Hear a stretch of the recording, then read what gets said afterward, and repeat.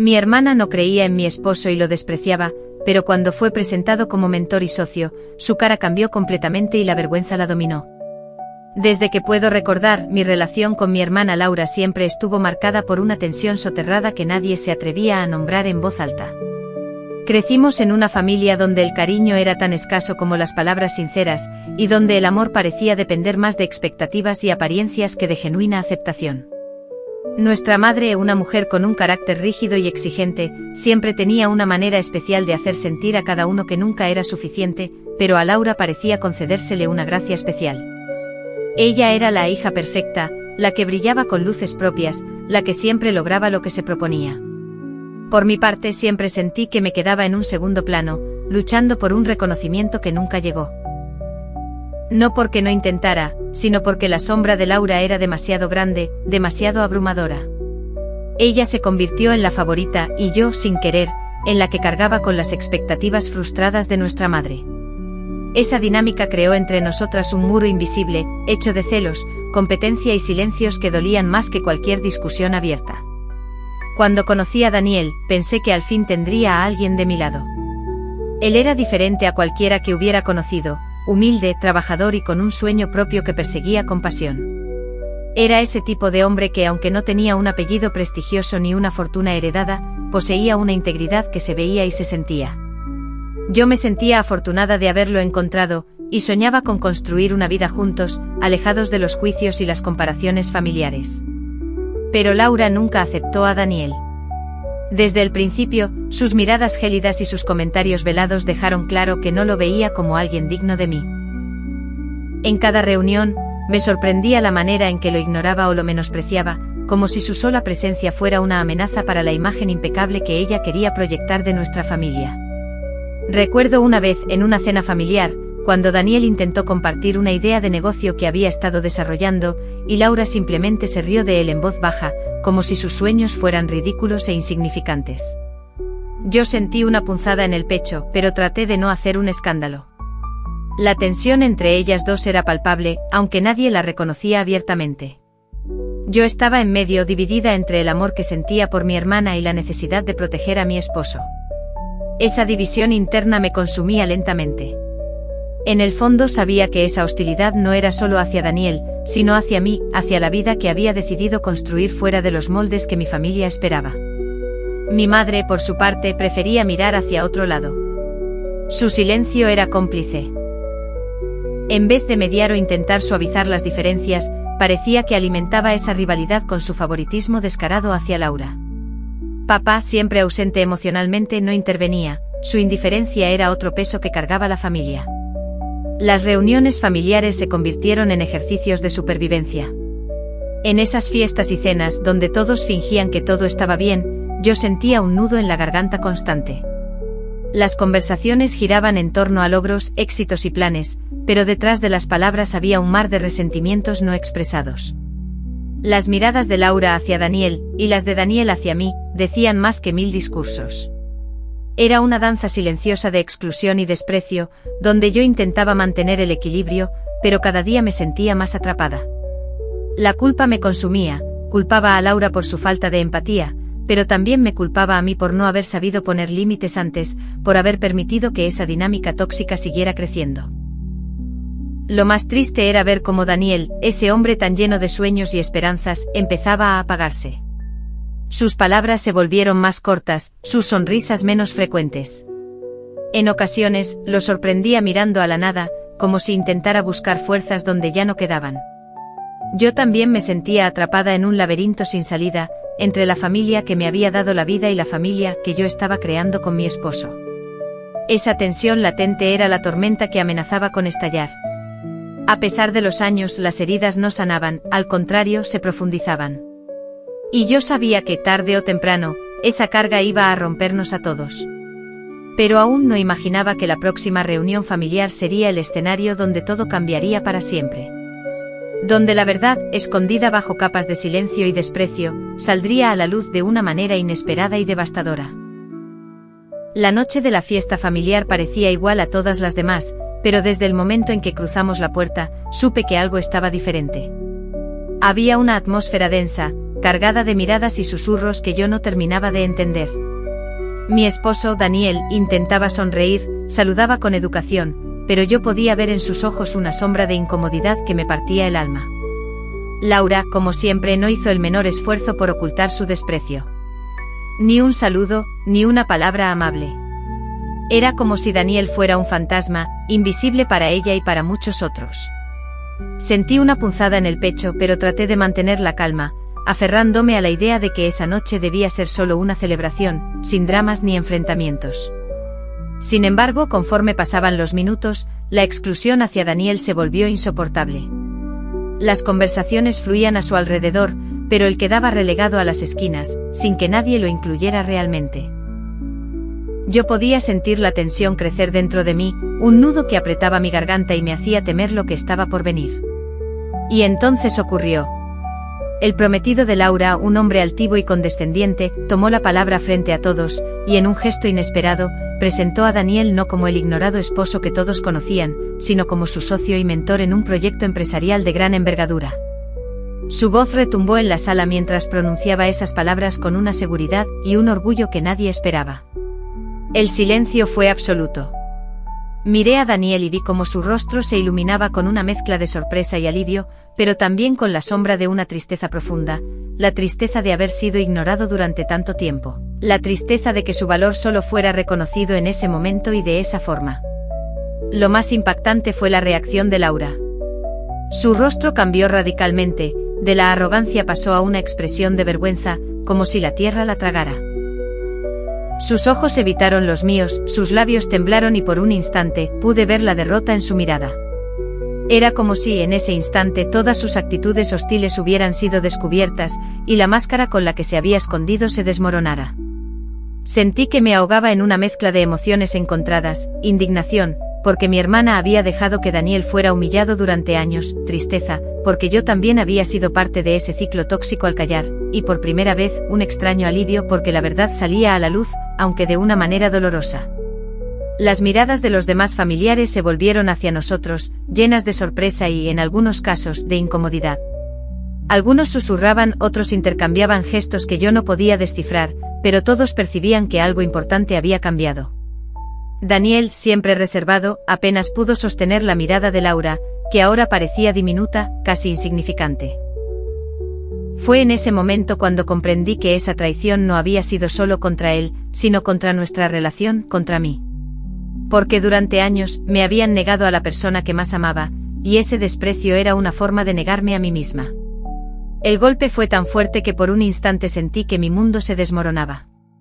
¿Cómo era posible que la familia que se supone debía apoyarnos y celebrar nuestra unión, nos hubiera tratado con tal indiferencia? ¿Cómo podían haber permitido que el resentimiento y el juicio eclipsaran la verdad y el amor? Aquella noche me sentí rota, expuesta y vulnerable, pero también con una chispa de fuerza que nunca antes había sentido. Porque aunque el dolor era profundo, también era una llamada urgente a no seguir permitiendo que nos pisotearan, que nos invisibilizaran. Miré a Daniel y vi que, a pesar de todo, seguía ahí, firme a mi lado. Y en ese instante supe que juntos, teníamos que romper ese ciclo de traición y silencio, aunque eso significara enfrentarnos a la familia que nos había hecho tanto daño. La traición de esa noche no solo abrió una herida, sino que también fue el detonante que nos impulsó a buscar la verdad, a buscar justicia y, sobre todo, a buscar nuestra propia paz. Después de aquella noche, algo en mí cambió para siempre. La mezcla de vergüenza, rabia y tristeza me consumía por dentro, pero también me obligaba a mirar la realidad con nuevos ojos. No podía seguir viviendo atrapada en ese ciclo de toxicidad que, aunque disfrazado de familia, solo me causaba dolor. La traición de Laura, la indiferencia de los demás, el desprecio hacia Daniel, todo eso había dejado de ser solo un daño momentáneo. Era un veneno que se filtraba en mi vida y amenazaba con destruir mi bienestar, mi identidad y hasta el amor que tenía por mí misma. Los días posteriores fueron un torbellino de pensamientos. Caminaba por la casa sin rumbo, repitiéndome una y otra vez las mismas preguntas sin respuestas. ¿Por qué permití que esto me lastimara tanto? ¿Por qué seguía buscando aprobación en quienes no la merecían? ¿Cuánto tiempo más pensaba aguantar esa humillación silenciosa? Había pasado años intentando ser la hija, la hermana, la nuera perfecta. Había puesto en segundo plano mis necesidades, mis emociones, con la esperanza de que, tarde o temprano, las cosas cambiaran. Pero la realidad era que nunca iban a cambiar, porque no dependía de mí. El problema no era Daniel, ni yo, ni nuestro amor. El problema estaba en la toxicidad enquistada en esa familia, en sus juicios y su falta de empatía. Por primera vez me permití sentir la verdad sin disfrazarla con excusas o justificaciones. Sentí el cansancio de cargar con la culpa que nunca fue mía, la rabia contenida por años y la tristeza profunda de entender que a veces, las personas que más quieres no son capaces de verte ni apoyarte como necesitas. Fue en una madrugada, cuando el silencio se hizo insoportable, que tomé una decisión. No podía seguir sacrificando mi paz por mantener apariencias. No podía permitir que la toxicidad familiar destruyera la felicidad que estaba construyendo con Daniel. Tenía que protegernos, a él y a mí, aunque eso significara alejarme de quienes me habían visto crecer. Lloré durante horas, porque sabía que ese camino no sería fácil. Sabía que me enfrentarían con críticas, reproches y culpas por no ser suficientemente familiar. Pero en ese llanto también encontré una fuerza que no sabía que tenía. Una fuerza que venía del amor propio, de la necesidad imperiosa de sanar. Me di cuenta de que había estado viviendo en un constante estado de autonegación. Negaba mis sentimientos para no crear conflictos, me callaba para no arruinar la paz familiar, ponía la felicidad de los demás por encima de la mía. Y así poco a poco me fui perdiendo. Ese punto de quiebre fue un despertar. Entendí que para cuidar de los que amo, primero debía cuidar de mí misma. Que la lealtad familiar no puede ser a costa del respeto propio. Que decir no me convierte en mala persona, sino en alguien valiente que sabe establecer límites saludables. Al compartir mis pensamientos con Daniel, sentí su apoyo incondicional, y eso me dio más fuerza aún. Él también estaba cansado de ser invisible, de ser juzgado sin conocerlo realmente. Juntos comenzamos a imaginar un futuro diferente, uno donde no tuviéramos que fingir ni escondernos. Pero también sabía que no bastaba con una decisión interna. Tenía que prepararme para enfrentar las consecuencias, para sostenerme en la tormenta que seguramente vendría. Sabía que tendría que confrontar a Laura, a mi madre, a quienes con su silencio permitían esa toxicidad. En ese momento, en lo más profundo de mi ser, entendí que el camino hacia la paz pasaba por una lucha. Una lucha contra patrones dañinos, contra la necesidad de complacer a todos y contra el miedo al rechazo. Mi corazón estaba partido entre el amor a mi familia y el amor a mí misma. Pero la balanza finalmente se inclinó hacia lo que siempre debió ser, la prioridad de proteger mi bienestar y el de mi esposo. Esa noche, mientras me dormía con la cabeza llena de incertidumbre pero con una nueva convicción, supe que nada volvería a ser igual. Había llegado el momento de romper cadenas, de romper el silencio, de poner límites claros. Y aunque el miedo estaba presente, también estaba la esperanza. La esperanza de que al final, elegirme a mí misma sería el primer paso para sanar, crecer y, quizás algún día, encontrar una nueva forma de familia. Me tomó varios días reunir el valor. No era solo miedo. Era una tristeza profunda, una herida vieja que volvía a abrirse cada vez que pensaba en lo que debía decir. No se trataba únicamente de ponerle un alto a Laura, a mi madre o al resto. Se trataba de romper con años de silencio, de lealtades impuestas, de esa forma de amor familiar, que se sostenía a base de sumisión y complicidad. Elegí un domingo. El almuerzo de siempre. La misma mesa donde tantas veces me senté fingiendo sonrisas mientras se hacían comentarios hirientes disfrazados de bromas. Donde callé cuando se burlaron de Daniel, donde bajé la cabeza para no provocar conflictos, donde fui invisible tantas veces. Esa tarde llegamos temprano. Daniel estaba a mi lado en silencio, pero con la mandíbula apretada. Lo conocía bien.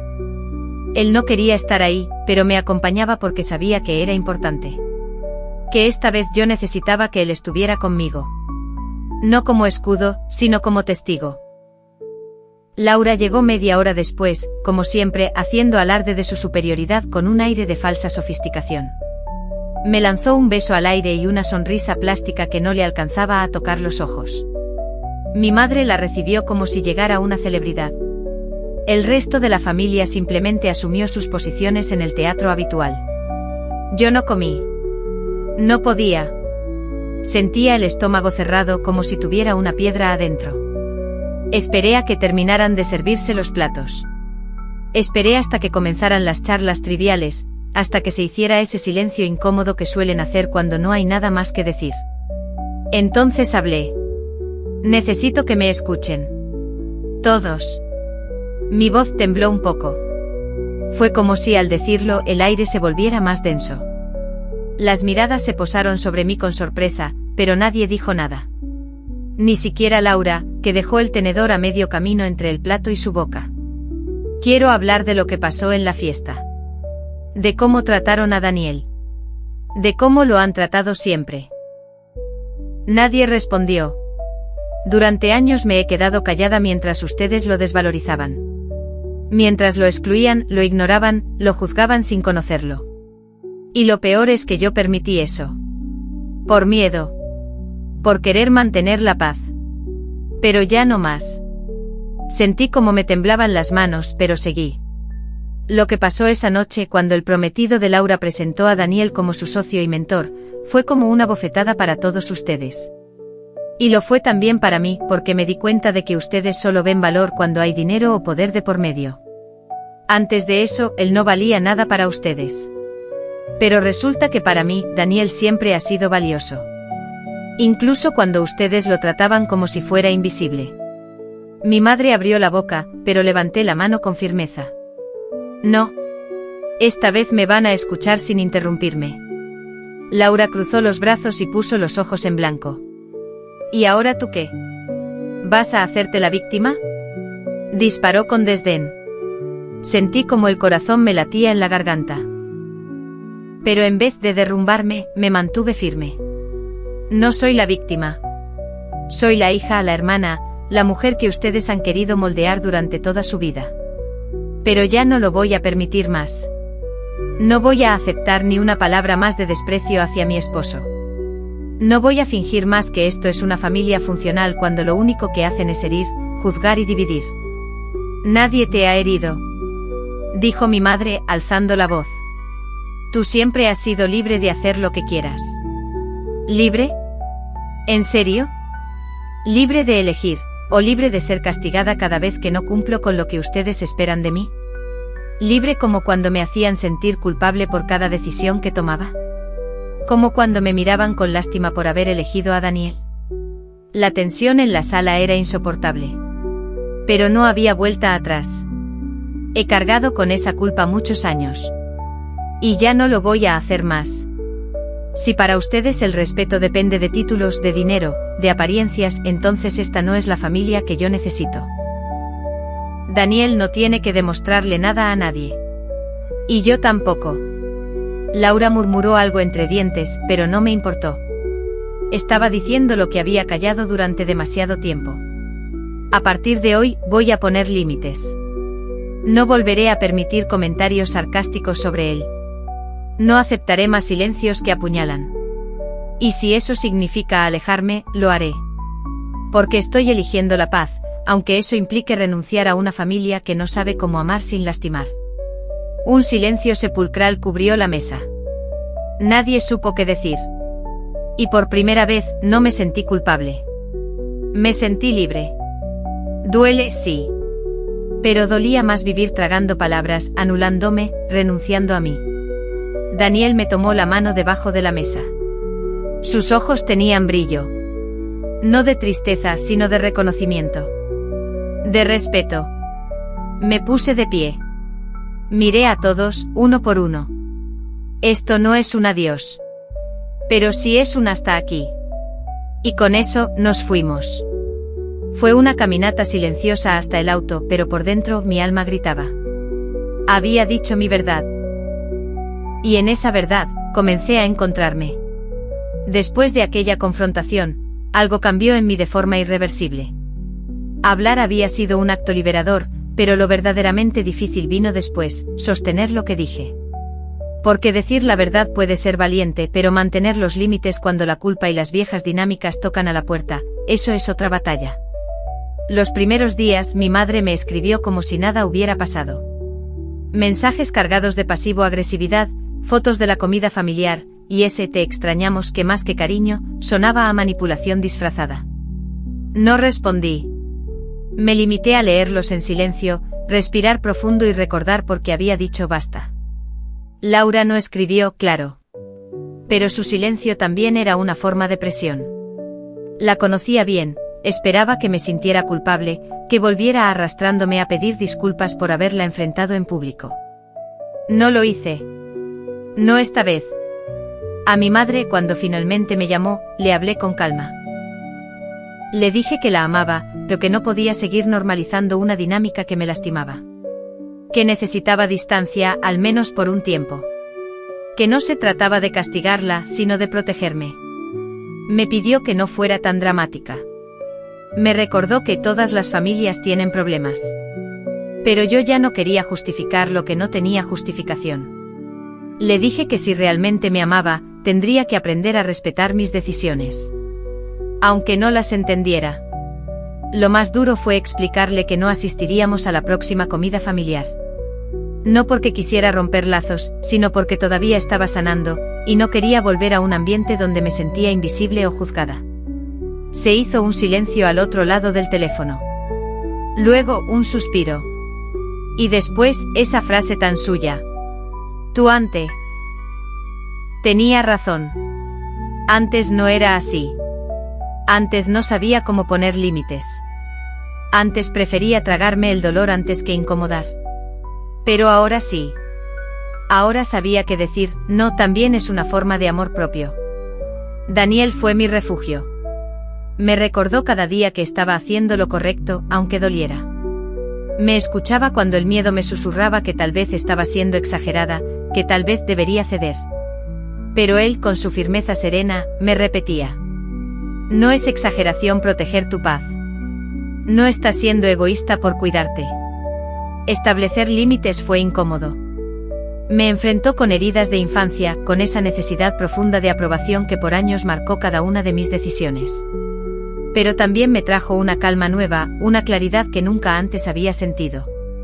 Comencé a darme cuenta de cuántas veces había dicho sí cuando quería decir no. Cuántas veces había asistido a reuniones familiares con el estómago apretado solo para no parecer la conflictiva.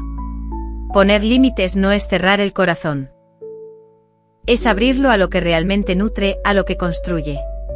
Es dejar de rogar migajas y empezar a exigir respeto. No fue fácil. Mi madre dejó de escribirme por un tiempo. Mi hermano me dijo que estaba sobreactuando. Una tía incluso me llamó para decirme que estaba dividiendo a la familia. Pero yo seguí firme.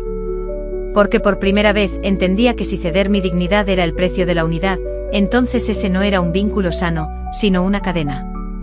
Y en ese nuevo espacio de límites empecé a respirar mejor. A dormir mejor. A reír sin ese nudo en el pecho. Porque a veces la verdadera libertad empieza cuando uno se atreve a decir, hasta aquí. Elegir la paz no fue una decisión repentina. Fue más bien un proceso, lento y doloroso, como arrancarse una venda que llevaba años pegada a la piel. Porque durante tanto tiempo confundí el amor con la obligación. Creí que cumplir con lo que mi familia esperaba de mí era sinónimo de lealtad. Que quedarme callada era ser buena hija. Que aguantar en silencio era una forma de demostrar cariño. Pero todo eso era una mentira que me contaba para sobrevivir. Después de establecer límites, empecé a ver las cosas con una claridad inquietante. Me di cuenta de que muchas de mis decisiones no habían nacido del deseo, sino del miedo. Miedo a decepcionar. Miedo a que me dejaran de querer. Miedo a ser la oveja negra. Pero una vida basada en el miedo no es vida, es una jaula decorada con recuerdos. La verdadera transformación vino una mañana, sola en casa, cuando me encontré llorando sin saber exactamente por qué. Estaba sentada en la cocina, con una taza de café frío entre las manos, y sentí un vacío en el pecho que no tenía nombre. No era tristeza, ni rabia. Era la ausencia total de paz. Y entonces lo entendí, no podía seguir eligiendo el deber por encima del bienestar. No más. Porque, ¿de qué me servía tener una silla en la mesa familiar si cada palabra me hería? ¿De qué servía sostener vínculos que me quitaban más de lo que me daban? Elegir la paz significaba asumir que algunas relaciones, aunque lleven mi sangre, no eran refugio, sino tormenta. Ese día, hice un pacto conmigo misma. Me prometí que no volvería a obligarme a estar donde no me sintiera bienvenida. Que no asistiría a eventos por compromiso. Que no respondería llamadas que solo traen angustia. Que el amor, si es real, nunca debería doler tanto. Claro que esa decisión tuvo consecuencias. Mi madre se lo tomó como una traición. Me acusó de haberme dejado lavar el cerebro por Daniel. Me dijo que la familia estaba primero siempre. Y por primera vez respondí sin miedo. No, mamá. Primero estoy yo. Porque si yo no me cuido, nadie más lo hará. Laura, como era de esperarse, no reaccionó bien. Me tachó de egoísta, de ingrata. Dijo que todo esto era un capricho, una fase. Pero yo ya no era la misma. Y no me afectó como antes. Aprendí que a veces cuando dejas de ser quien los demás esperan, te llaman egoísta. Pero en realidad, solo estás empezando a ser tú. Elegir la paz significó también redefinir el amor. Aprendí que el amor sano no castiga, no manipula, no exige que renuncies a ti misma para pertenecer. El amor sano construye, sostiene, escucha. Hoy vivo con menos personas alrededor, pero con más verdad. Mi mundo es más pequeño quizás, pero infinitamente más cálido. Y eso es suficiente. Porque ya no busco aceptación, busco conexión. Ya no anhelo aplausos familiares, anhelo coherencia con mi alma. Elegí la paz. No porque fuera fácil, sino porque era urgente. Y aunque aún duele a veces, porque soltar siempre duele, también hay una belleza inmensa en caminar liviana. En saber que cada paso que doy es mío. Que cada decisión nace desde adentro, no desde la obligación. Porque al final, la paz no se encuentra en los demás. Se construye en uno mismo, eligiéndose cada día. La vida después de los límites no fue perfecta. No hubo un final feliz envuelto en moños ni una redención inmediata por parte de mi familia. No todos entendieron. De hecho, la mayoría no lo hizo. Mi madre me llamó menos. Las pocas veces que lo hizo, la conversación era tensa, como si cada palabra caminara sobre cristales rotos. A veces me hablaba con frialdad, como si quisiera hacerme sentir culpable sin decirlo directamente. Otras veces fingía que todo estaba bien, como si al ignorar el conflicto pudiera borrarlo. Laura, en cambio, no volvió a buscarme.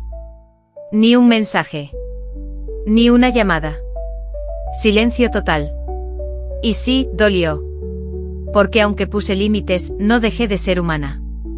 No dejé de ser su hermana. A veces me preguntaba si en su corazón había espacio para la humildad, para el perdón, pero después entendí que no necesitaba una disculpa para sanar. Mi crecimiento no podía depender de su reconocimiento. Lo más revelador fue darme cuenta de que, por primera vez en mucho tiempo, no me sentía sola.